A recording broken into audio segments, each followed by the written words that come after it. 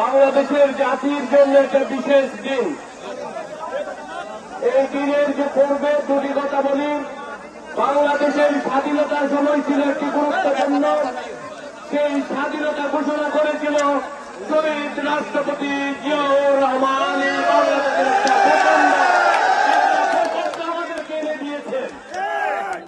ঠিক ধারাবাহিকতায় 91 আন্দোলনে আপসহীন নেতৃত্ব দিয়ে আবারও গণতন্ত্র বাংলাদেশে বিকাশ করেছে দেশনেত্রী বেগম খালেদা জিয়া।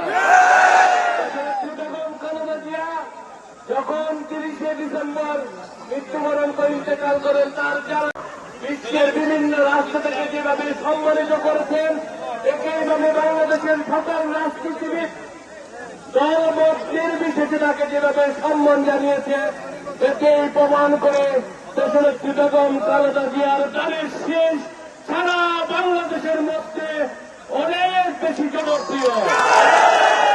বাংলাদেশকে উন্নয়নে কোন ধাপে নিয়ে যাবে তার পরিকল্পনা নিয়ে এসেছে দেশনেত্রী বেগম খালেদা জিয়ার সুযোগ্য সন্তান জননেতা জনাব তারেক রহমান।